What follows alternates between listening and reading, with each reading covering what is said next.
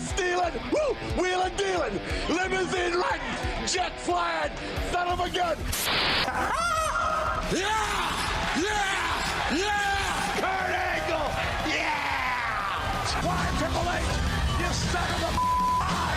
Tell me why! And Tony Khan! This is also on you! I am going to ruin wrestling. Just get over it!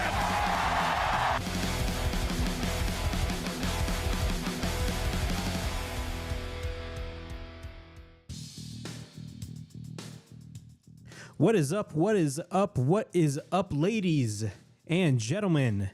It is May 25th, 2025. Of course, it is the WrestleHavoc Podcast, episode 5 from May 25th, 2025. Of course, we had Saturday night's main event last night.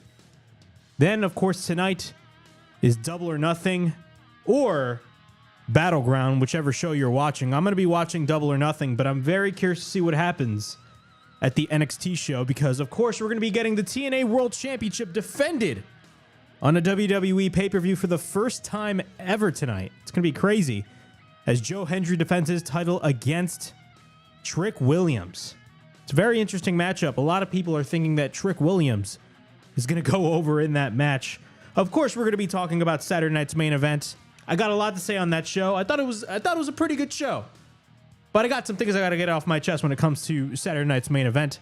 Of course, we're going to be talking about the big news. That is, WrestleMania 42 is no longer going to be taking place in New Orleans, Louisiana. And from what it looks like, and if the rumors are true, WrestleMania 42 next year is possibly going to be headed back to Las Vegas. So, fans, prepare your wallets because you're going to have to pay big bucks. We're going to be talking about Money in the Bank. Of course, Money in the Bank is going to be taking place at the Intuit Dome. And we got a big tag team match setting up for Money in the Bank as John Cena and Logan Paul are going to take on Jey Uso and Cody Rhodes, a returning Cody Rhodes last night at Saturday night's main event. Goldberg teases the location for his last match. Of course, we also got the Worlds Collide show. We got 2 matches announced for Worlds Collide. Will Ospreay comments on WWE, and fans are going absolutely ballistic. And of course, I'm going to be previewing tonight's AEW Double or Nothing 2025 right here on the WrestleHavoc Podcast. Before we get into all this craziness, please make sure to like and subscribe to the WrestleHavoc channel right here on YouTube, in which we discuss everything in and outside of the squared circle. Make sure to like and subscribe for more content. And as the friggin' referee would say, ring, ring, ring that damn bell for more notifications. Also, check out the WrestleHavoc Podcast, not only on the WrestleHavoc channel, but also on the WNN Facebook page and YouTube channel as well. Well. Without any further ado, let's get started with the show, shall we? We're going to start off with the top story. And our top story is, of course, WrestleMania 42. As you guys know, of course, WrestleMania 42 was originally set to take place in New Orleans, Louisiana. It was originally set to take place next year on April 11th, 2026 and April 12th, 2026. Of course, back in February, The Rock made that amazing announcement that New Orleans was going to get WrestleMania once again. But, of course, as we found out a couple of days ago, that is no longer going to be the case. According to WrestleNomics, WrestleMania 42 next year in 2026 is no longer set for New Orleans, Louisiana, the local organization says. I'm reading this from WrestleNomics' website. Despite an announcement earlier this year, WrestleMania will not take place in New Orleans in 2026, according to a statement provided Thursday to WrestleNomics. The statement is provided by the Greater New Orleans Sports Foundation, indicates that the event is being rescheduled to a later, unspecified year. New Orleans was announced as the 2026 host city in February during a segment on SmackDown featuring, of course, the final boss, Dwayne "The Rock" Johnson, revealing the location. After the article was published, NOLA.com reported that Las Vegas would be the host site of WrestleMania in 2026. The Las Vegas Review-Journal reported discussions are underway for WrestleMania to take place in WWE President Nick Khan's hometown for the second consecutive year. It's basically WrestleMania's 4 and 5 all over again. Continuing on, the Las Vegas Convention and Visitors Authority, which played a key role in the bringing the 2025 event to the city, declined to comment in response to our inquiry about whether Las Vegas would be the location for next year's WrestleMania. Rather than WrestleMania, WWE's Money in the Bank Premium Live event will be held in New Orleans in 2026, and it's going to actually take place in August instead of June, which is very weird. It's going to take place after SummerSlam next year. That news follows the recently announced UFC 318 card set for July 19th, 2025 at the Smoothie King Center in the city. The event's part of a broader quote-unquote multi-event, multi-year agreement being negotiated between local organizers and WWE and UFC's parent company, TKO Group Holdings. You know, a lot of people are saying that TKO is actively ruining both the UFC and the WWE, but I'll get to that later.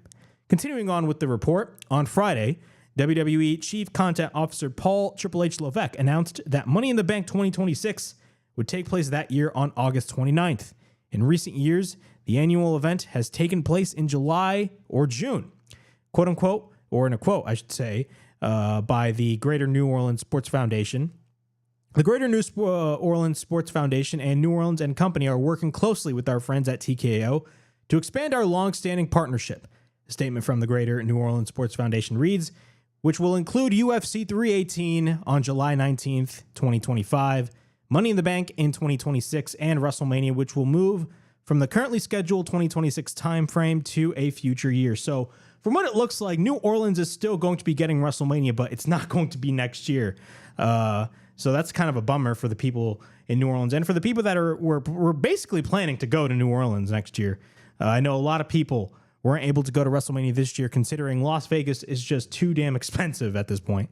The foundation described the statement as a joint message from both their organization and WWE. WWE didn't respond to our request to confirm their agreement with the statement or provide additional comment, but later on Friday, the company acknowledged the announcement and joint statement in Paul Levesque's video message. And of course, yesterday, Triple H went on Twitter and basically made the announcement that WrestleMania essentially is no longer going to be in New Orleans. And he didn't say that, but he says, as you guys all know, there's been some changes to the calendar year. He didn't outright say WrestleMania was not going to take place in New Orleans, but of course, WrestleMania is no longer going to take place in New Orleans. Continuing on with the WrestleNomics article, the reason for the apparent change in plans for next year's WrestleMania into location are unclear. A key growth strategy for TKO is the pursuit of site fees and other incentives the company can attract in exchange for the economic impact its events provide to local businesses. Las Vegas hosted WrestleMania this year, with the local Las Vegas Convention and Visitors Authority providing WWE with a $5 million site fee. WWE also qualified for an additional $4.2 million in tax credits under a program offered by the Nevada state government. WWE is set to receive $7.1 million from the New Jersey Sports and Exposition Authority for the first ever two-day SummerSlam this year at MetLife Stadium in East Rutherford, New Jersey. And I'm glad they're actually calling it New Jersey instead of in the shadows of New York City on August 2nd and 3rd. WWE has been scheduled to take WrestleMania, I should say, has been scheduled to take place next year on April 11th and 12th at the Superdome, which has previously hosted the biggest event of the year back in 2014, which was WrestleMania 30, and 2018, which was WrestleMania 34. Okay, there's a lot to unpack here. A lot to unpack here. Overall, man, this news was a shocker to a lot of people. It just was. It was a shocker to a lot of people simply because of the fact that, again, we've never seen WWE do this. They would announce a location for WrestleMania. And this is not a WrestleMania 7 instance where they had to move arenas. If you guys don't know, back in WrestleMania 7, they had to move arenas. But this is not. This is a different scenario because in WrestleMania 7, it was the same city. But WrestleMania 34 was originally set to take place in New Orleans, Louisiana. And now, from what it looks like, it's set to take place in Las Vegas. It's not officially confirmed, but if the rumors are true, it looks like WWE has got a higher bidder, and it looks like they're going to take the money and go to Las Vegas for a second consecutive year.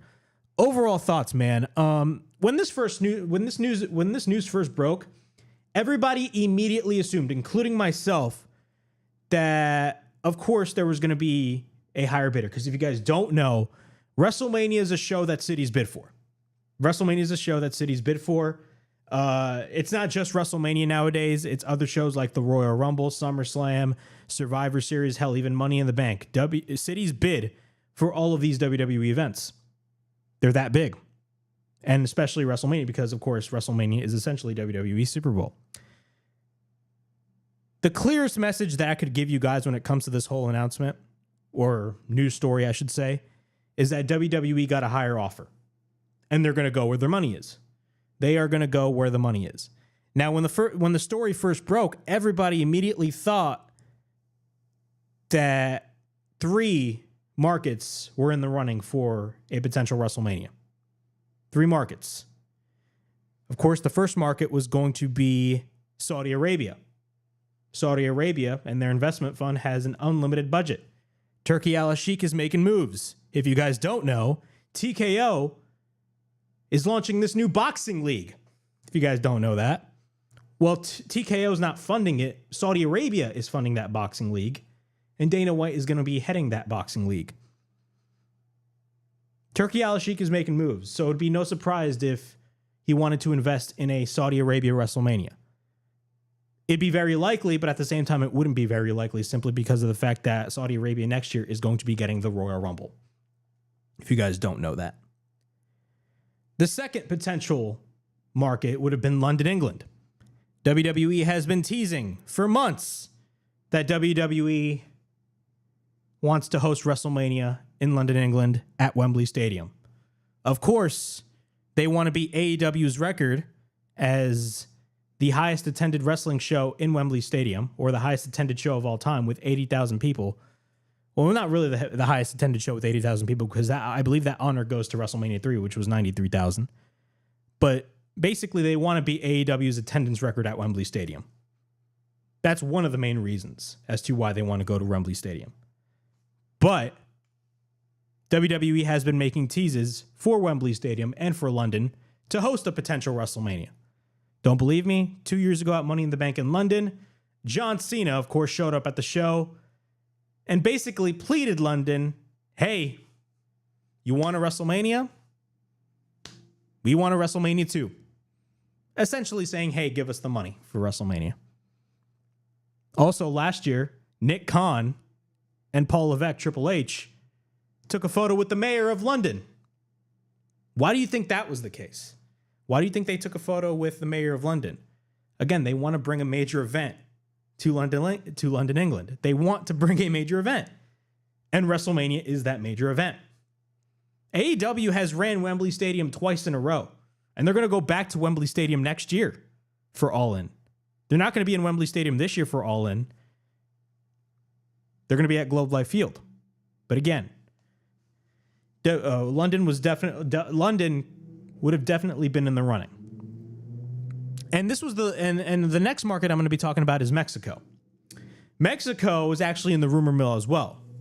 Now, I didn't really thought of this, but it is true. But apparently it is true that Mexico was potentially in the running for WrestleMania. And knowing the news that took place for the past couple of months, it makes total sense that Mexico would want a WrestleMania. Simply because, of course, WWE wants to enter into the Mexican market. They want to, of course, they purchased AAA. By the end of the third quarter, they're going to own 51% controlling interest of the AAA promotion. And, of course, they want to make their wave into Mexico. And what better way to do that with having a WrestleMania? But I think, 100% Mexico is probably the least running for this WrestleMania.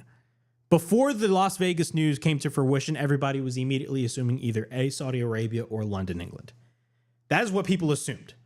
But that is not going to be the case. And instead, we're going to be getting Las Vegas. From what it looks like, Las Vegas is going to be the city for next year's WrestleMania. And to me, that is a disappointment. I understand WWE is a business, and they're going to care for the bottom. They're going to care about their bottom line. And it's not really WWE. It's realistically TKO. Ever since TKO took over WWE, all that they have been caring about was the bottom line. People need to understand, WWE was already hot way before TKO took over. WWE started to boom again in popularity. WWE started to have a renaissance of popularity around the summer of 2022. That was when Vince McMahon stepped down and Triple H first took over the book. TKO, of course, the deal was announced the day after WrestleMania 39 back in 2023, and then the deal was officially done by the end of 2023. So TKO has been making a lot of moves. Of course, a lot of fans are upset at the fact that the ring has sponsors now. Everything is basically, sponsored. It's basically one whole big commercial, essentially. If you're watching WWE programming, it's one whole big commercial. Now, I have no problem with sponsorships on the ring apron or on the ring mat, because that's a given. Why are you complaining about WWE having sponsorships on the ring mat when you watch New Japan Pro Wrestling when their product always has sponsorships all over the ring mat? Why are you complaining about that when at some point AEW has sponsorships on the turnbuckle pads or on the ring mat? You know what I'm saying? It's dumb. But it gets way overboard when they do too much of it. For example, we had the Viking Raiders versus the New Day, and it was sponsored by something Viking related at WrestleMania. To me, that is just a little bit too much. WWE tends to sponsor everything nowadays. That's the whole TKO initiative. Another problem that fans are complaining about from the TKO end are the ticket prices. The ticket prices for this year's WrestleMania have been astronomically ridiculous. They were way too expensive. Those tickets were the ticket prices for this year's WrestleMania were a joke. And if the rumors are true, in WrestleMania next year, instead of going to New Orleans or going to Las Vegas next year, for the fans that are going to Las Vegas next year for WrestleMania, get ready, because you are going to break the bank. You are going to break the bank. I guarantee you that. You are going to break the bank, and you're going to spend thousands of dollars on not just WrestleMania tickets, but also the festivities outside of WrestleMania. So I'm talking about the Hall of Fame. I'm talking about WWE World. I'm talking about all the other independent shows that are taking place over there in Las Vegas. A lot of stuff happens WrestleMania weekend. It's like a whole get-together party. It's crazy. But Las Vegas, in and of itself, is already expensive. And fans just don't have that type of money with the state of the economy nowadays. I mean, if you guys don't realize, for the past 4 years, inflation has been running rampant in this country. You know what I'm saying? It's been really bad. And TKO is raising these prices thinking that people are able to afford it. I understand that your product would be, if your product is in demand, I understand that you're going to raise the prices. But at the same time, look, I understand TKO wants to make money, but I feel like they want to make money. How do I say it? How do I put my words into it? They want to make money at the expense of their audience. That's what I see here. The idea of them moving WrestleMania from New Orleans to Las Vegas, to me, is a travesty. It's a joke. Because the announcement was already made. And if you really think about it, it's kind of very shady on WWE's end. It's very shady because they made the logo, they made the announcement, everything. Everything was all set in stone. Everything was all set in stone. But still, WWE went and were like, hey, we got a bigger offer there. They're offering us more money. Thanks for the WrestleMania, but we're not going to give you WrestleMania next year. Instead, you're going to get a B-tier pay-per-view, that being Money in the Bank. I don't consider Money in the Bank as a big four, big five pay-per-view. It was always big four to me. It was always Royal Rumble, WrestleMania, SummerSlam, and Survivor Series. That's it. Money in the Bank does not count in that category. To me, Money in the Bank is just another show. Money in the Bank is just another show. But that's what essentially TKO told New Orleans. Hey, we got a better offer here. Sorry, but you guys are not going to get WrestleMania, so you guys are going to get Money in the Bank instead. Talk about a demotion. Talk about a demotion. Jonathan Coachman even said it best. Vince McMahon would never do something like this. If you announce the city for a WrestleMania, you keep it that way. But TKO's initiative is very different. It's very different. So what are my thoughts on WrestleMania being moved out of New Orleans. It's a shame. I feel bad for a lot of the people that wanted to go to New Orleans next year. But unfortunately, it is what it is. And from what it looks like, WWE is potentially moving WrestleMania 42 next year to Las Vegas once again. WrestleManias 4 and 5 is happening all over again. If you guys don't know what I mean, WrestleManias 4, or I should say WrestleMania 4, took place in Atlantic City, New Jersey. And of course, with the relationship that the WWF had, or Vince McMahon had with Donald Trump, of course, WWE, or the WWF at the time, hosted WrestleMania 5 in the same city. It's the exact same thing, man. It's WrestleManias 4 and 5 all over again. What are my thoughts on Las Vegas, man? Overall, I understand Las Vegas is a destination city, but in terms of wrestling, it has a great track record of having just bad crowds, in my opinion. I think Las Vegas always has bad crowds. They're always quiet. Now, if you attended WrestleMania 41 in Las Vegas at Allegiant Stadium, you're probably thinking, no, the crowd was very energetic. But if you watch the feed on Peacock, dude, the crowd was dead, especially for the first night. I could also even make comparisons to AEW. I don't even consider Double or Nothing as one of their staple pay-per-views anymore. Double or Nothing is happening in a couple hours, and I don't think that Double or Nothing, is not one of their staple pay-per-views as it was before. Once Forbidden Door and All In came into fruition, Double or Nothing is just another show to me. But another reason as to why Double or Nothing was just, I always thought Double or Nothing, especially in the last few years, was one of the weaker shows of the year. And a lot of that had to do with the crowd, simply because of the fact that the crowds were always quiet. And I hate when crowds, when watching a wrestling show, I always hated when crowds were quiet. I always hated it. But from what it looks like, WrestleMania is headed to Las Vegas, and it sucks. It sucks. The whole ideal of WrestleMania is going to a different city every single year, and every WrestleMania has to feel different. But no, we're getting essentially the same WrestleMania in back-to-back years. To me, it's kind of a joke. I'm gonna feel really bad for fans who are gonna have to spend their hard-earned money on this product, dude. TKO is outpricing everybody, and it's not just WWE; it's also the UFC. I have friends that are fans of the UFC that hate what TKO is doing at the moment, because they're not only charging an enormous amount of money to go to UFC events, but they're charging an astronomical amount of money for their pay-per-views. You know how much you have to pay for a UFC pay-per-view?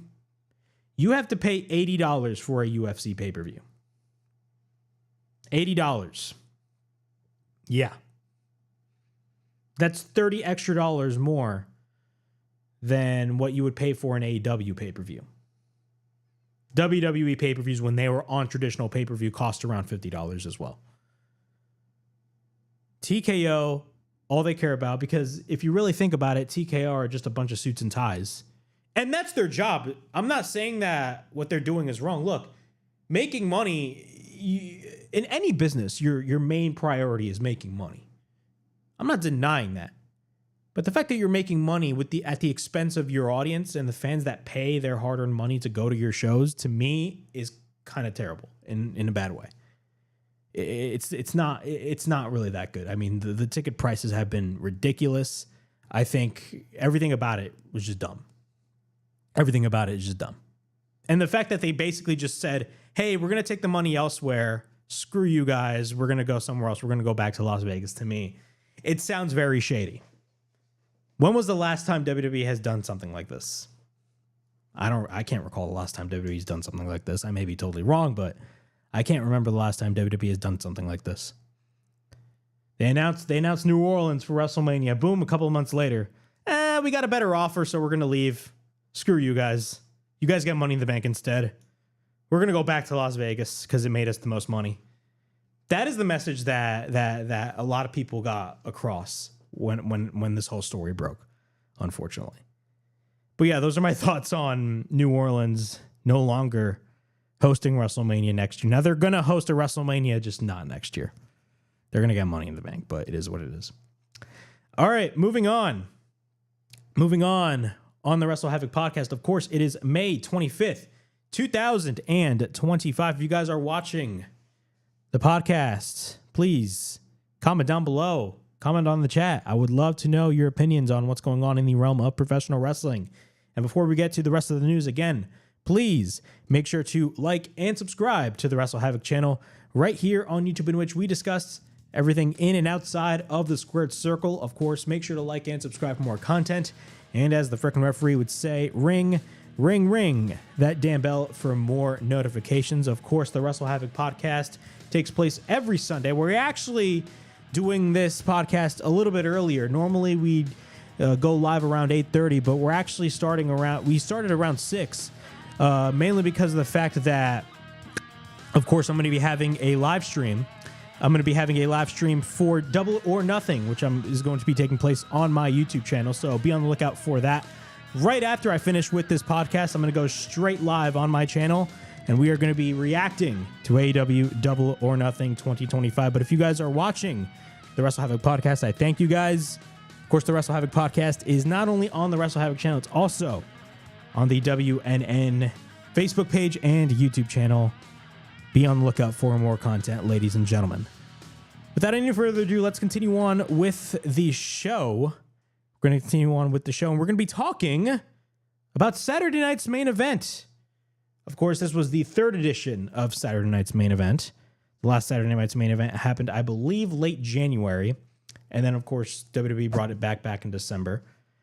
And so far, the run of Saturday night's main event has been pretty good. I've really been enjoying the shows. Of course, if you guys don't know, the whole purpose of Saturday night's main event is to have pay-per-view quality matches on broadcast television, on NBC, which was the original network that Saturday night's main event aired on back in the 80s.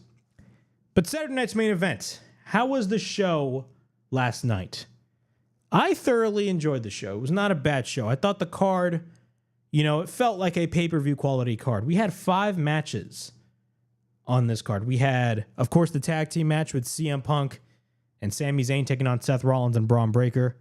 We had, of course, the U.S. title on the line, the women's U.S. title on the line, as Zelina Vega defended her title against Chelsea Green. We had John Cena versus R-Truth. We had the steel cage match between Drew McIntyre and Damian Priest. And, of course, we had the main event of that being Jey Uso defending his World Heavyweight Championship against Logan Paul. Overall thoughts on Saturday night's main event. Again, I enjoyed Saturday night's main event. It was not a bad show whatsoever. It was a 2-hour show. But my biggest problem with Saturday night's main event last night was, number one, the show felt really rushed. Every time a new match took place, the quicker the match went. And I don't mean that in a good way, because normally I say good things about a show that flies by quickly. Because if a show flies by quickly, you are clearly invested. But when you are watching Saturday night's main event, and it's only for the people that were watching it on television. If you were live at the show, it was probably a different experience. But I'm going to be honest. To all the people, including myself, that were watching Saturday night's main event on either Peacock or NBC, it was a nightmare. I'll tell you that right now. It was a nightmare, and the reason why I say it was a nightmare was because of the fact that there was just so many commercials on this program. Way too many commercials on Saturday night's main event last night on NBC. Now, I understand you are on national television, you are on broadcast television, you are on NBC. That is a big deal. So, of course, you're going to have commercials on the show. I mean, it's a given. But, I mean, if you are going to commercial break and you come back to commercial break and you're watching a match and less than 3 minutes later you go to another commercial break, that's where I see an issue. And there were many instances of that last night on Saturday night's main event. We saw this with the tag team match with, of course, CM Punk, Sami Zayn, Seth Rollins, and Braun Breaker. They come back to commercial break. We see, of course, CM Punk, Seth Rollins fighting it out, or whoever was fighting it out in the ring. And not even 3 minutes or not even 5 minutes have passed and we go straight to the next commercial break. I'm like, bro, we just came back from break. Why are you guys going to another commercial break? It's ridiculous. This show was flooded with commercial breaks. Flooded with commercial breaks. I can remember another instance on this show where it was right after, I believe, the women's match. It was after Zelina Vega versus Chelsea Green. And Michael Cole on commentary was like, coming up next, John Cena versus R-Truth. So he says, coming up next, John Cena versus R-Truth. We go to commercial break. We come back. Of course, your typical promos happen. And of course, they air the video package for John Cena versus R-Truth. And then we go back to commercial break. We don't even get to the match. We go back to commercial break. So you basically, I don't want to say clickbait, that makes no sense, but you essentially lie to your audience. If you say a match is up next, airing the video package does not mean you're airing the match. Well, it means you're airing the match before the match even happens, but if you're coming back from break and not giving us the match, instead just giving us the video package, and you're going to give us the match after we come back from the next commercial break, I mean, to me, that's just utterly ridiculous. There were way too many commercial breaks on this show, and the commercial breaks, in my opinion, hindered the quality on this show. It hindered the quality on this show.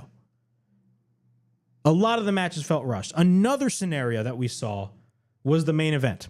And the main event was, of course, Jey Uso versus Logan Paul for the World Heavyweight title. What was the issue with that match? The match itself was not bad. The match itself was not bad at all. If anything, I thoroughly enjoyed the match. Oh, look, Easter egg right there. My dad right over there. Look at that Easter egg right over there. All right, get out of here. That's my dad over there. Shout out right over there. Yeah, so moving on. We had Jey Uso versus Logan Paul. That was pretty funny. I'm going to clip that. So we had Jey Uso versus Logan Paul. And the match itself was not bad, but since you knew that the show was on NBC, it had to end at 10 o'clock. You knew the show had to end at 10 o'clock because, of course, if you're watching NBC, they have the local news at 10 o'clock. And that's always for the local affiliates. That's for the CBSs of the world, the Foxes of the world, the NBCs of the world. You always have to, cut the feed off at 10 o'clock because they have the live news. We've seen this when SmackDown was on Fox. Surprisingly, though, the show actually went overboard and went past the 2-minute mark, which was weird, but it is what it is. But you saw this with Jey Uso and Logan Paul. The match itself, and I'm not even including the entrances. This was after the entrances. The show, or I should say the match, started at 9:52. WWE did not even give both Logan Paul and Jey Uso 10 minutes. Again, you can tell that it was rushed. The show felt rushed, and a lot of that had to do with the commercial breaks. Not to mention, we had a commercial break in the middle of Logan Paul versus Jey Uso, which was ridiculous. Again, too many commercial breaks at Saturday night's main event.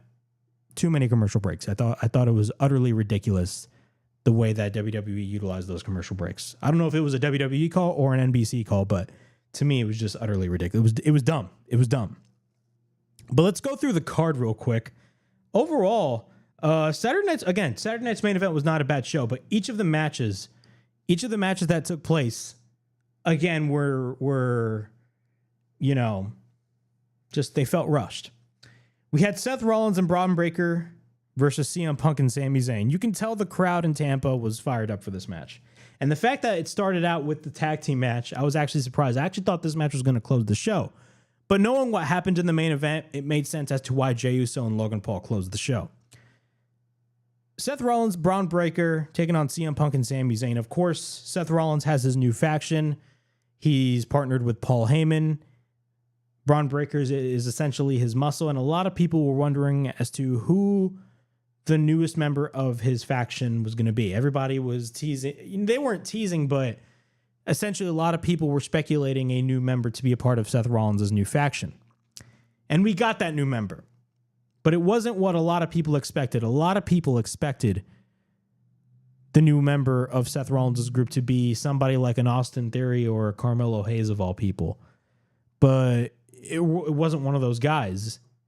And it wouldn't make sense. It wouldn't really make sense for a guy like Austin Theory, considering the fact that he's in the middle of a storyline with Grayson Waller. So it wouldn't really make any sense. Not to mention, I believe Austin Theory's on the SmackDown roster. Not to say that, I mean, the brand split doesn't really matter. It doesn't really matter who's on what show because everybody overlaps anyway, but still. All right. The newest member of Seth Rollins' group was none other than Bronson Reed. Of course, Bronson Reed, the last time we saw Bronson Reed, I believe, was this past November at the War Games show. And that was where he got injured. I believe he tried to do a tsunami and ended up getting injured. But I thought the way that they brought Bronson Reed back was phenomenal. It came out of nowhere, too. The shot of him running straight to CM Punk through the barricade was phenomenal. I loved that shot. And then, of course, he took out CM Punk. Then all of a sudden, Braun Breaker speared Sami Zayn, got the 1-2-3. The heels get the win. And I loved the post-match angle. The post-match angle, of course, involved Bronson Reed coming in. It looked like Braun Breaker was a little bit upset, but Seth Rollins calmed him down a little bit, and then he ended up hugging Bronson Reed. And Bronson Reed is now a part of Seth Rollins' new group. Overall thoughts on this new group. Again, a lot of people are thinking that this new group is going to be called Evolution 2.0 or like a new version of Evolution. If anybody calls this group Evolution, clearly Evolution is the only faction that they know. They don't know any other faction besides Evolution. This group is not a new version of Evolution. This group is a new version of the Dangerous Alliance. Look at the people involved. You have Seth Rollins as the leader of the group. You have Paul Heyman, who's the manager, who is a phenomenal manager, and basically managed the original Dangerous Alliance back in the 90s or in the early 90s in WCW. And of course, you have your two big men, that being Braun Breaker and Bronson Reed. Now, you would think Braun Breaker would be the muscle of the group, but realistically, I could assume that Bronson Reed is the muscle of the group. Braun Breaker is the guy that they're going to groom to push to the main event scene in the future. That's what I see happening. Braun Breaker joining this new group was probably the best move for Braun Breaker's career because it's going to elevate him to the next level. That's what I see happening. But Bronson Reed joining the group was phenomenal. And the post-match angle of CM Punk coming back to attack Paul Heyman, only for Bronson Reed to not only hit a senton, but then hit the tsunami. I mean, dude, the tsunami is one of the best moves right now. It's a simple move, but, dude, the way that WWE, or I should say the way that Bronson Reed executes the move, phenomenal stuff. Moving on, we had Zelina Vega defeating Chelsea Green for the Women's United States Championship. You know how right in the beginning, as I was talking about Saturday night's main event, I said that all of the matches on this show felt rushed? Well, this match was no exception. I'm one of those people that genuinely believes that this match did not need to take place on this show. This match did not need to take place on this show. I'm going to be realistic with you guys. The match did not need to take place on this show. This match could have happened on a random episode of SmackDown, and still nobody would have cared. Nobody cared at all when they watched this match. And that is not a knock on Zelina Vega or Chelsea Green. If anything, I think Chelsea Green and the work that she has done throughout, the past year has been phenomenal. I love her character. She's very entertaining. Zelina Vega is great as well. But WWE hasn't done anything that piques my interest in terms of the direction of the United States title for the women. The Women's United States, they've done this. It's the same thing with the Women's Intercontinental Championship. The Women's Intercontinental Championship, the Women's United States Championship, and the Women's Tag Team Championships, all three of those titles mean absolutely nothing. They are just props. I've said this time and time again. It would have been better if you had not booked this match on Saturday night's main event, booked it on a random episode of SmackDown, and for the time that they had at Saturday night's main event, you could have gave it to the four men that were wrestling in the opening match. That's what I would have done. That's what I would have done. But clearly WWE did not do that. And to me, that was just dumb on their end. I would have given the time to Seth Rollins, Braun Breaker, Sami Zayn, and CM Punk. I would have given them all the time in the world. But I understand it's Saturday night's main event. You got to stack the show up. But in my opinion, Zelina Vega versus Chelsea Green doesn't necessarily mean stacking the show up. Zelina Vega ends up retaining the U.S. title. John Cena versus R-Truth. A lot of people assume this was a title match, but if you clearly look at the graphic, it was not a title match. It was a non-title match. This match went by quickly, and rightfully so. Rightfully so. It went by quickly. Of course, a lot of people are complaining. I don't want to say complaining, but a lot of people are feeling disappointed at this current John Cena heel run. Originally, I wasn't one of those people. I was one of those people that were like, you know what, give it time. But now, looking at what we know about the situation with The Rock, and essentially, you know, they had John Cena join The Rock, only for The Rock to basically debunk everything and say, oh yeah, the final boss's work is done. I mean, you can make the argument that The Rock single-handedly killed John Cena's heel run. I'm being serious. The Rock single-handedly killed John Cena's heel run simply because of the fact that The Rock was not there. I'm going to be honest. Now, looking back and everything that we know about the situation with The Rock and the main event of WrestleMania 41, John Cena's heel run so far has been a disappointment. Look, the moment itself of him turning heel at the Elimination Chamber was great, and it will stand the test of time. Everybody will remember that. But the problem with it is, unfortunately, you know, it happened way too soon. Imagine if that had happened at WrestleMania. I feel like it would have been way more impactful if it had happened at WrestleMania, but it didn't. But John Cena is the champion, and he's pronouncing himself as the real world champion, and he just came off beating Randy Orton in a fine match. It was not a bad match. It was a fine match at Backlash. You could even make the argument that it was a better match than John Cena versus Cody Rhodes at WrestleMania. And I could agree with you if you think that way. We had R-Truth versus John Cena. Right off the bat, you knew the build for this match was going to be short considering the time frame between Backlash and Saturday Night's Main Event. I believe it was only in a span of 2 weeks. That's not a lot of time to build a match. Not to mention, R-Truth has been a comedy act throughout the last, 10 years? No, nothing against R-Truth. I think the comedy that R-Truth does is hilarious. I think he's very entertaining and he's very talented, and I love R-Truth. I'm a big R-Truth fan. Shout out to Ron the Truth Killings. You guys don't, of course, it's R-Truth. That's his real name. But, of course, R-Truth essentially cost Randy Orton the WWE title at Backlash. And then, of course, he interrupted John Cena at the press conference, only for John Cena to give the FU to R-Truth at the press conference in front of the media. R-Truth is still acting dumb throughout the whole build of this match, saying that John Cena is my best friend, blah, blah, blah, and everybody's looking at R-Truth like, are you stupid? Are you stupid?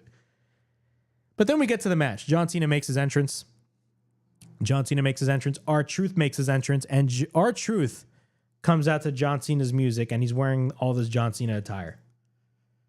And the match itself was pretty entertaining. You could easily call that match a squash match, but at this realistically, I don't call it a squash match because if it was a squash match, R-Truth wouldn't have gotten any offense, and R-Truth did get offense in the match. He hit the AA on Cena. He hit the 5-knuckle shuffle. Bro, he did everything. But the main takeaway that I could give you guys for this match was the ending, and I thought the finish of the match was executed perfectly. And you can tell John Cena knows how to play with the audience.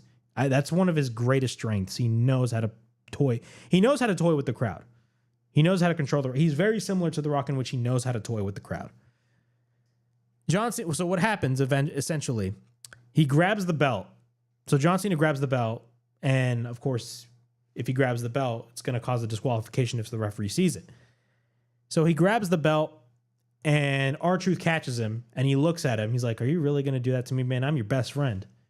As a joke, but I mean, he had that face like, oh my God, I feel bad now. And then John Cena looked at R-Truth, did not hit him with the belt. And the crowd was like, no. And this was brilliant. John Cena gave the belt to the referee, and the crowd went ballistic. You can tell WWE's already teasing a babyface turn for John Cena. I mean, it's bound to happen, bro. It's bound to happen. We are getting closer and closer to the month of December. John Cena's last match is going to be in December. He's going to be a babyface by then. He's not going to be a heel forever. And WWE is already planting the seeds for a John Cena babyface turn. I thought they executed this perfectly. So he gives the belt to the referee. The referee gives the belt to whoever is in the ringside area. And when the referee's not looking, John Cena played the dirty role and hit the low blow on R-Truth. I believe he hit the AA, gets the 1, 2, 3, and wins the match. It was a fantastic finish. I enjoyed the finish for what it was. Everybody expected Cody Rhodes to show up then, but he showed up later in the show, but we'll talk about that later on. We had the steel cage match between, of course, Drew McIntyre and Damian Priest. Now, I went on a rant on my live stream last night about steel cage matches in WWE. And knowing what we know now with Jesse Ventura on commentary complaining about the rule set of a steel cage match, I do not regret any of the words that I stated last night. Now, what did I say last night exactly? The rules of the steel cage match in the WWE are one of the dumbest rules that you could possibly imagine. The rule is you win a steel cage match either by pinfall, submission, or escaping the cage. The idea that you're in a steel cage match and the objective is to escape the cage in order to win the match is one of the dumbest ideas I've ever heard in any wrestling match, especially a steel cage match. The whole purpose of a steel cage match is to lock both wrestlers in. That's it. Why do you think Hell in a Cell is so good? Because Hell in a Cell, number one, it's branded perfectly. But number two, both wrestlers are locked inside. That is the whole purpose of Hell in a Cell. If the objective is to escape the cage, what is the point of the steel cage match? That is why I like AEW so much whenever they do a steel cage match, because AEW actually knows how to do a steel cage match right. TNA did the steel cage. I believe they did the steel cage match right too. I don't think they had the escape rule. Maybe later. I may be totally wrong, but one steel cage match from TNA that comes to mind was, of course, Elix Skipper and Christopher Daniels, Triple X versus America's Most Wanted. Arguably one of the greatest matches in TNA history, but I'm getting besides the point here. The idea of escaping the cage is dumb. And Jesse Ventura made it well known. I don't care what anybody says. I love Jesse Ventura on commentary. Yeah, he's a little older, but he's still got that he's got those heel commentaries on him. He can still speak. He could still speak really well. And when Damian Priest was leaving the cage to get the win after hitting the concerto on Drew McIntyre, Jesse Ventura on commentary was going on a rant about how, wait, you're supposed to escape the cage? Why don't you just pin the guy? Just pin the guy. You're supposed to pin him right there. Why are you escaping the cage? He was going on a rant until Michael Cole had to calm him down a little bit. Jesse Ventura felt all of our frustrations. I think the idea of escaping the cage is a dumb idea. I don't know why WWE still has that rule for steel cage matches, but they really should just remove it because, the whole purpose of the steel cage match is to keep both men locked in. That is it. It's to keep both men locked in. But overall, I thought the steel cage match was pretty good. Moving on to the main event, that being Jey Uso versus Logan Paul for the for the World Heavyweight title. This match did not last long whatsoever. They got their moves in, but this match did not last long whatsoever simply because of the fact that they barely had 10 minutes. This match, of course, ended with interference when John Cena came in for the attack. Logan Paul interfered as well, only for Cody Rhodes. Yes, Cody Rhodes makes his return and, of course, helps Jey Uso in the process, and Jey Uso ends up retaining the World Heavyweight Championship. And now, from what it looks like, it is official as Cody Rhodes laid out the challenge. He laid out the challenge for a tag team match at Money in the Bank, I believe in 2 weeks. And it's going to be Cody Rhodes and Jey Uso versus John Cena and Logan Paul. Seeing John Cena and Logan Paul both as heels as a part of a tag team is wild. It really is. But of course, we kind of knew that this tag team match was going to happen. Now, there's been a lot of rumors about a big tag team match happening at Money in the Bank. According to WrestleVotes was told that, quote unquote, WWE had plans for Travis Scott to appear at the Money in the Bank pay-per-view on June 7th. This has apparently been, quote unquote, in the works since before WrestleMania 41. WrestleVotes indicates that there was a pitch at one point for Scott to compete in the Money in the Bank match, not the Money in the Bank match, at the Money in the Bank PLE, in a 6-man tag team match along with John Cena and Logan Paul against the Usos and Cody Rhodes. Now, so there's been a lot of rumors about Travis Scott potentially being involved. We did not get Travis Scott on this show. It hasn't been officially announced yet, but basically it's a 4-man tag team match right now. It's a traditional tag team match. It's not a 6-man. Another rumor I heard, and this was, I believe, a month ago, was that we were probably going to be seeing the return of Bad Bunny, and we were going to be getting John Cena and Travis Scott versus Bad Bunny and Cody Rhodes. I don't know if that is true or not, but that was in the rumor mill as well. But as of right now, from what it looks like, it's going to be John Cena and Logan Paul versus Jey Uso and Cody Rhodes. What are my thoughts on this match? In my opinion, I'm not that excited for this. I personally would have rather had a one-on-one match for John Cena.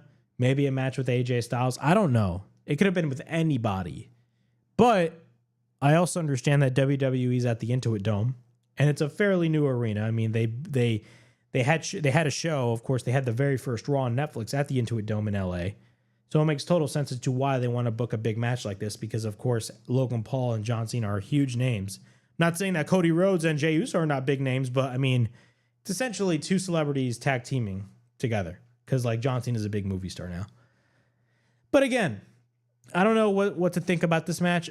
I'm not as excited for this tag team match, but when this tag team match happens, I would assume it's probably going to be entertaining. But that begs the question, is Travis Scott still going to be involved? Is Jimmy Uso essentially going to be involved as well? We have no idea. For all we might know, Travis Scott may show up on Raw or SmackDown in the next couple of weeks. Because clearly Travis Scott or WWE has been in the works by training Travis Scott to wrestle a match in the ring. I don't know how that's going to happen, but we're going to have to wait and see. But as of right now, Travis Scott is not involved. And I'm going to be honest, a lot of people are happy about that. A lot of people are not fans of Travis Scott, especially after the finish of WrestleMania 41.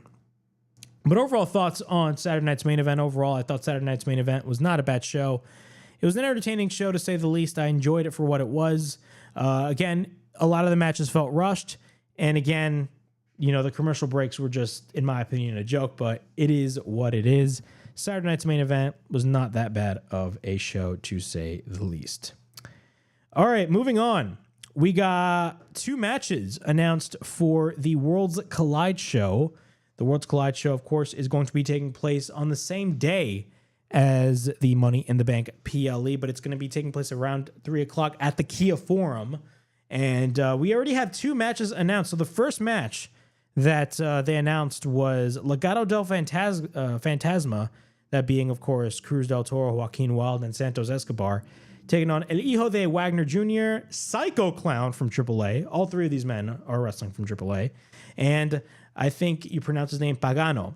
So that was the first match announced. But yesterday at Money in the Bank, they announced El Hijo del Vikingo.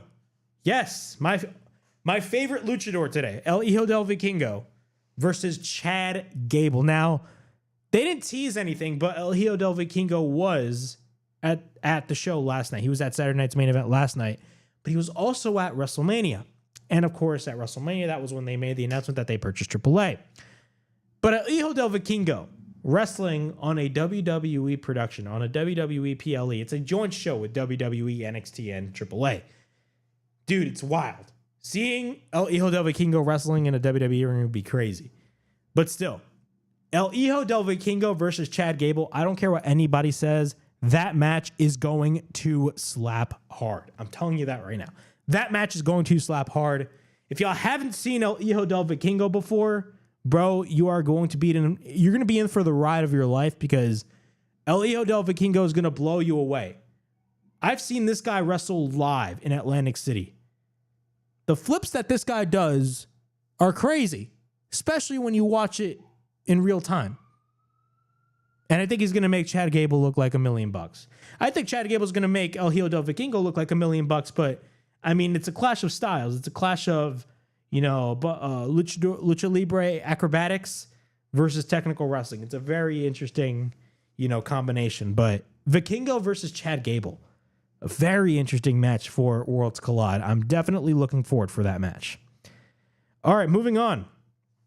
We're going to be talking, of course, about Evolution 2. Evolution 2 is actually announced. Now, there were a lot of rumors about WWE bringing back Evolution for a while. If you guys don't know, Evolution was a pay-per-view back in 2018 where it was essentially an all-women's pay-per-view. It was an all-women's pay-per-view. And there's been a lot of talk about WWE potentially bringing back that Evolution show. Of course, AEW has their biggest show of the year, All In, take place at Globe Life Field in Texas on Saturday, July 12th.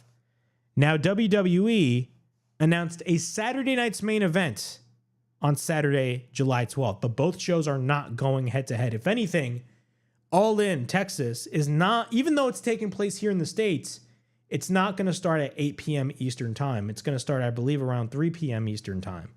And that is the same time frame when they had both All In shows at London the last 2 years. So it's very weird, but it's clear. We all know the reason why as to AEW moved the show earlier from 8 p.m. to 3 p.m. It's because they don't want to go head-to-head with WWE because they'd get slaughtered. They'd get slaughtered. But there was a lot of rumors of WWE bringing back the Evolution show.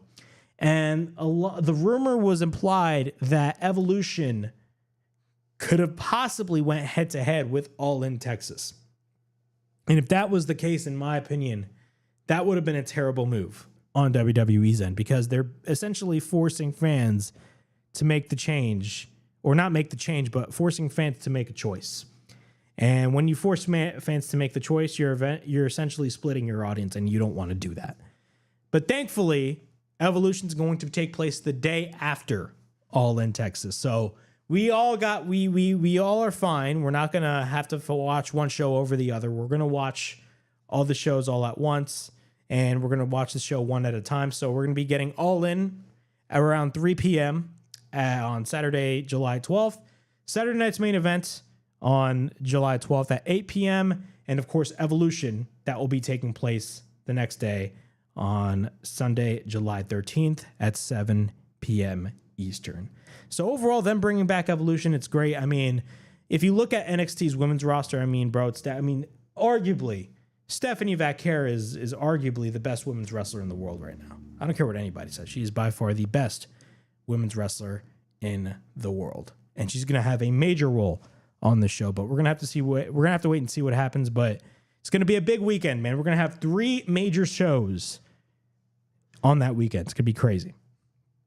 All right, moving on to our next story. Actually, and this is actually going to coincide with this story, we're actually going to be talking about Bill Goldberg. Yes, Bill Goldberg. Yes, Bret Hart hates Goldberg. Bill Goldberg, he retired me and he didn't apologize.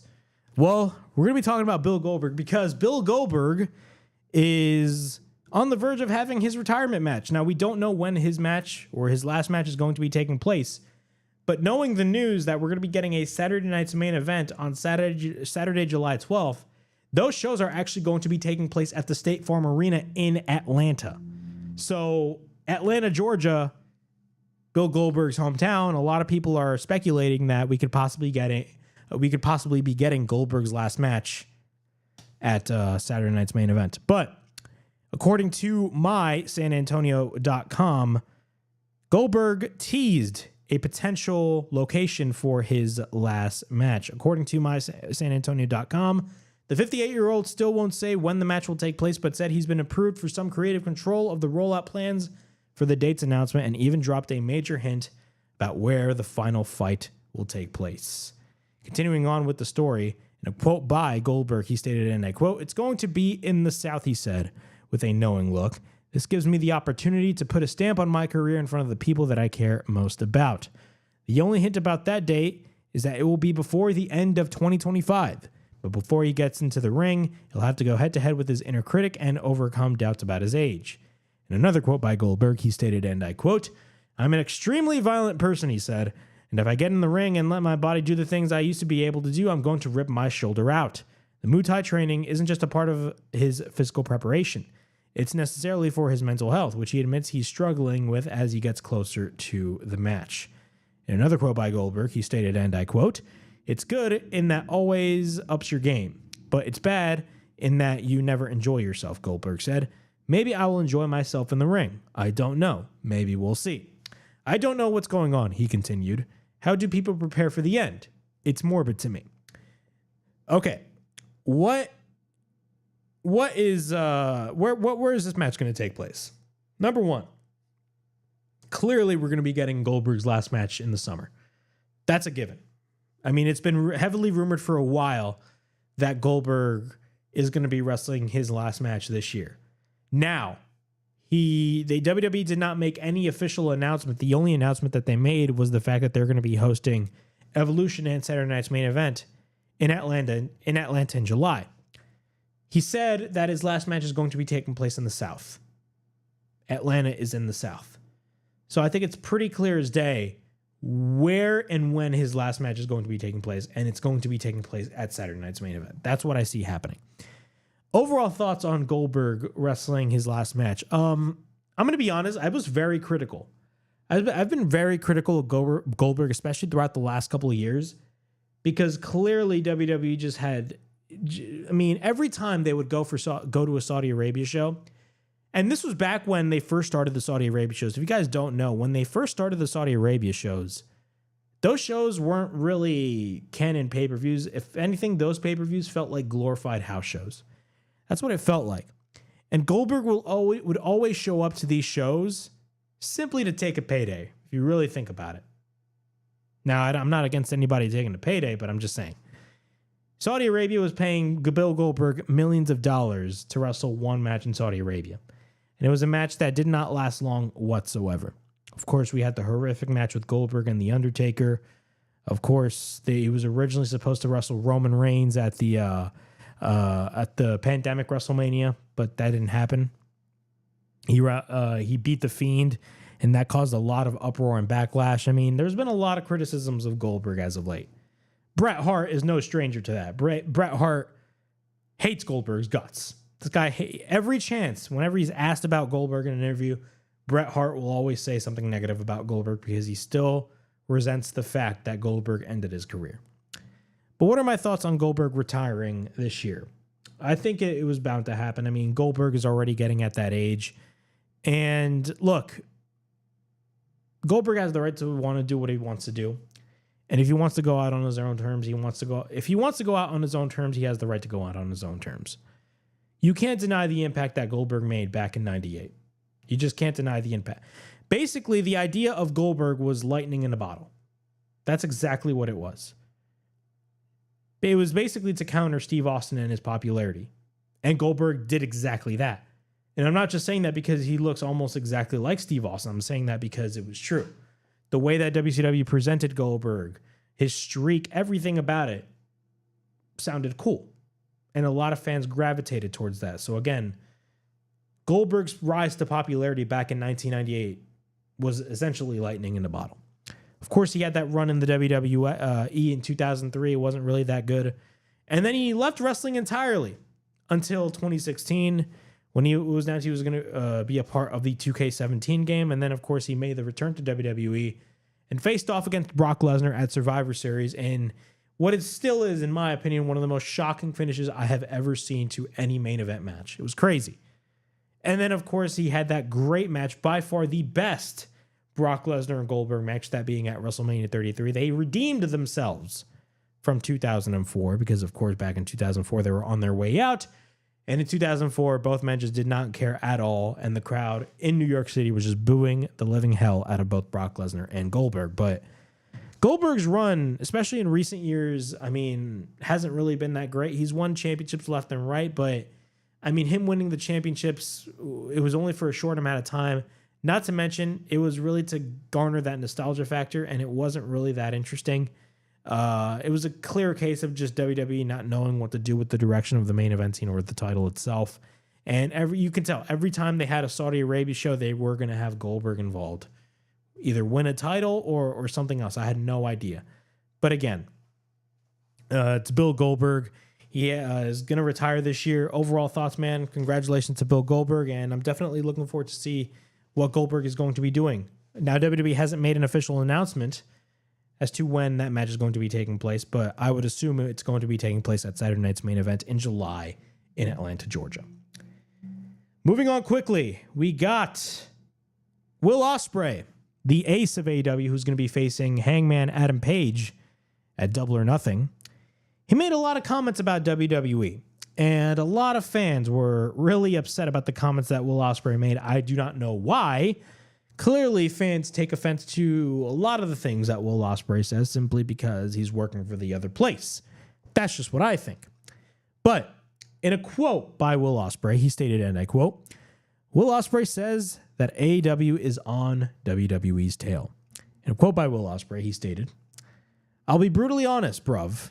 He didn't say bruv. Anytime when people make comparisons, I understand because we're in a constant comparison sport. WWE have been in the heads of the heads for generations upon generations. Bruv, we've been here for only 6 years, and we're on their tail. No matter what anybody says, we are on their tail. But when it comes down right to it, I'll scream this from the top of my lungs. They, that being WWE, are great at what they do. They are filling houses. They are on fire. But nobody talks about those quotes. When the bell rings, are you as good as us? No. So that quote by Will Ospreay sparked a lot of comments by a lot of people on social media. I don't know what to say to all of you fans, but Will Ospreay's not lying. Will Ospreay's not lying. Now, from a storyline perspective, who's better, WWE or AEW? The answer is WWE. It's clear as day. WWE, they're masters at storytelling. They're just masters at it. AEW, they're behind the 8 ball as we speak, and they've been behind the 8 ball for like the last 2 to 3 years. What Will Ospreay is referring to when it comes to this quote is in-ring ability and in-ring wrestling and in-ring talent. AEW's biggest strength is their in-ring wrestling. It's the in-ring product. That is their biggest strength. And I don't care what anybody says, AEW delivers the best in-ring product. People, don't take me out of context. AEW delivers the best in-ring product in all of wrestling. Will Ospreay is essentially the best in-ring wrestler in the world right now. Now, just because you call yourself the best in-ring wrestler in the world doesn't mean you are a draw. Doesn't mean you draw houses. Doesn't mean you put asses in seats. That is a completely different motive. You can't sit here and compare Will Ospreay and Roman Reigns. Roman Reigns is a box office attraction. Will Ospreay is not. That's just a proven fact. But what you can compare is their in-ring ability. In terms of star power, you can't compare Will Ospreay or Roman Reigns or Cody Rhodes. But in terms of in-ring ability, you can compare Roman Reigns and Will Ospreay. And it's clear as day that Will Ospreay is the better in-ring wrestler than Roman Reigns. Roman Reigns is one of those wrestlers like John Cena and Randy Orton where essentially throughout the entire match, it's Headlock City. You don't see Headlock City with a guy like Will Ospreay. Will Ospreay, every time he steps into the ring, he gives you 110%. And this is not me shilling. That's just facts. Every Will Ospreay match is the best Will Ospreay match. At least most of them. You don't believe me? Watch Will Ospreay versus Bryan Danielson last year. Watch the matches that he's had with Kenny Omega, especially at the second Forbidden Door, which was their second match. Watch Will Ospreay versus Pac. Those matches were essentially fantastic. Fantastic stuff. Watch Will Ospreay versus Kyle Fletcher in the steel cage match earlier this year at Revolution. So what do I think about the comments that Will Ospreay made about WWE and how he says AEW is behind WWE's tail and how AEW has the better in-ring product than WWE? He's not lying. He's not lying. Why are fans so upset? I don't understand why fans are upset. They get butthurt over the fact that Will Ospreay says that AEW delivers a better in-ring product than WWE. Why do people have to be upset about that? People got so upset about those. It's insane. I don't understand.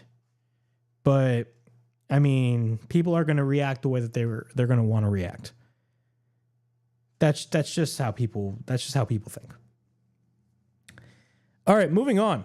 He also talks about the WWE releases, and he actually, he was very smart about this. He actually encouraged a lot of the people that were released to branch out and go somewhere else, because he flat out stated, AEW is not for everybody. What do I mean by that? AEW, just because you get released from the WWE doesn't mean you're immediately going to go to AEW. Whenever you go to AEW, you're not guaranteed success, and he's right. He didn't say those exact words, but in his recent comments, he stated something similar to that. And he even encouraged a lot of the talent to hey, go to New Japan, go to Stardom, go to all those other places and prove your worth and prove as to why you're able to come to AEW, why you can come to AEW. Prove why. Just because you don't be a WWE guy and come into AEW and demand all these things, it doesn't work that way. Will Ospreay essentially said a lot of those things. But when it comes to Will Ospreay and his comments about WWE, I mean, they're coming out of good faith. I don't see Will Ospreay hating on WWE. And what's crazy is that people get offended and they get upset at Will Ospreay for saying these comments. Meanwhile, they didn't even read the whole quote. They didn't read the whole quote. These people do not have reading comprehension. Ospreay flat out said, WWE successful. They have they're drawing money, they're drawing houses. But we have the better in-ring product. It is very true. It's very true on what he said. But that's just my opinion. All right, moving on to our final topic. We're going to be talking and giving you guys a preview of Double or Nothing. Double or Nothing is actually going to be taking place in less than an hour, so I actually have to get out of here. But Double or Nothing, man. Let's talk about Double or Nothing. Double or Nothing is, of course, going to be taking place in Glendale, Arizona. And overall thoughts on Double or Nothing. I'm going to be real with you guys. Double or Nothing, I'm not really as excited for the show. I'm not that excited for Double or Nothing simply because of the fact that the show is just not as big as it used to be.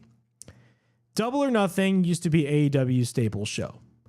Now in 2025, and it's been that way for at least the last 2 years. The last maybe 2 to 3 years. No, take that back. Only the last 2 years, or even in the last year. Double or Nothing is just another pay-per-view on the AEW calendar. Ever since they added shows like All In and Forbidden Door, Double or Nothing has fallen by the wayside. It just has. And the card itself, to me, is not that interesting. There's only 3 matches that really pique my interest for Double or Nothing. And I believe there's 9 matches on the card for Double or Nothing. 9 matches for Double or Nothing. That is way too much. And one of the things that I'm afraid of is the match, or the show, the show, taking over 5 hours of our time. A lot of the matches that are on this card do not need to be on the card. Do not need to be at Double or Nothing. But the match lineup for Double or Nothing, let's get the matches that I'm not really that excited about out of the way. Then we got the Paragon versus the Don Callis family. FTR versus Nigel McGuinness and Daniel Garcia. Kazuchika Okada versus Speedball Mike Bailey. That match I'm actually looking forward to for the Continental title. But knowing AEW, they're not going to put the belt on Speedball Mike Bailey. It's clear as day that Okada is going to retain the title, and they're going to build towards Kenny Omega versus Kazuchika Okada at All In. We also got Toni Storm versus Mina Shirakawa for the AEW Women's Championship. A lot of people are possibly teasing the return of Mariah May. Of course, Mariah May has been in the news for the past couple of months in terms of her contract status. And from what it looks like, she could be WWE bound. But a lot of people are saying she could possibly be making her return to AEW tonight at Double or Nothing. Ricochet versus Mark Briscoe, a match that does not need to happen on the pay-per-view. Instead, should happen on the Dynamite. But clearly, Tony Khan was like, nah, let's just put that on the card. And that match, I believe, is going to be a stretcher match. We also got the Hurt Syndicate versus the Sons of Texas for the AEW Tag Team Championships. We got two sets of tag team champions facing off against one another. One of the tag teams I'm not really that interested, that being Dustin Rhodes and Sammy Guevara. I don't know why the Hurt Syndicate are wrestling the Sons of Texas of all people. If you guys watch the segment between both, if you watch the segment with MJF and the Hurt Syndicate, that segment was great, and MJF is accepted into the Hurt Syndicate. But once Dustin Rhodes and Sammy Guevara came into the fray, the interest just dipped. Mercedes Moné versus Jamie Hayter for the finals, or I should say in the finals of the Owen Hart Cup tournament. Overall, great match. I don't want Mercedes Moné to win. I want Jamie Hayter to win. Jamie should win this match. I think this match is going to be a barn burner. I think this match is going to be a banger. But I don't want Mercedes Moné to win. From what it looks like, Mercedes Moné is going to be wrestling, at All In. She's going to face off against Toni Storm. AEW has already teased it. But still, I don't want Mercedes Moné to face Toni Storm at All In. Will Ospreay versus Hangman Page, which is going to be, by the way, the main event of All In. Arguably one of the most anticipated matches on the entire card, if not the most anticipated match on the entire card. Probably one of the most anticipated matches all year. The segment that Will Ospreay and Hangman Page had last week on Dynamite, or I should say this past Wednesday on Dynamite, was fantastic. Fantastic stuff. Both explained as to why they wanted to win the tournament, why they wanted to win the AEW World Championship. Ospreay wants to win it. Hangman needs to win it. It was great stuff. A very emotional segment between both Hangman Page and Will Ospreay. I think from a story standpoint, this match is going to be really good. Another one of the reasons as to why I think this match is so good is because of the fact that the match is unpredictable. The match is unpredictable. You don't know who's going to win. You could easily think that Hangman could be the guy to win and face Jon Moxley at All In. But Ospreay was also a guy that's been positioned at the top of the card in AEW as well. He could easily go on and face Jon Moxley at All In. We're going to have to wait and see. Who do I got winning? I see Hangman getting the win. That's what I see, because Hangman is just fantastic at what he does. But we're going to have to wait and see what happens. Hangman Page, of course, is doing the best work of his career. Will Ospreay is just on a tear right now. And they're going to absolutely kill it at Double or Nothing. But yeah, those are my thoughts on Double or Nothing. Overall, I think the show is going to be pretty good. I'm definitely excited about the show. But yeah, that was the WrestleHavoc Podcast from May 25th, 2025. We definitely talked a lot about a lot of things that went on this show. Please like, subscribe, comment down below, push that bell for notifications, ladies and gentlemen. Of course, the WrestleHavoc Podcast is taking place every Sunday on not only the WrestleHavoc channel, but also on the WNN Facebook page and YouTube channel. Please like, subscribe, comment down below, push that bell for notifications. Look out for more videos right here on the WrestleHavoc channel, in which we discuss everything in and outside of the squared circle. Make sure to like and subscribe for more content. And as the friggin' free would say, ring, ring, ring that damn bell for more notifications. And as always, it is yours truly, Flamin' Ricky DeRays, signing out. I'll see you guys all in the next live stream. Peace.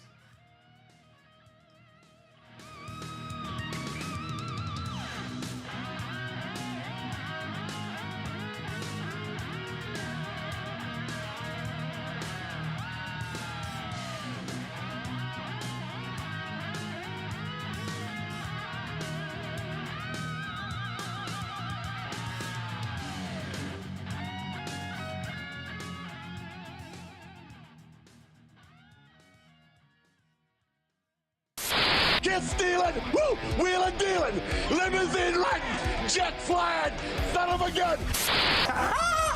Yeah! Yeah! Yeah! Kurt Angle! Yeah! Why, Triple H? You son of a eye!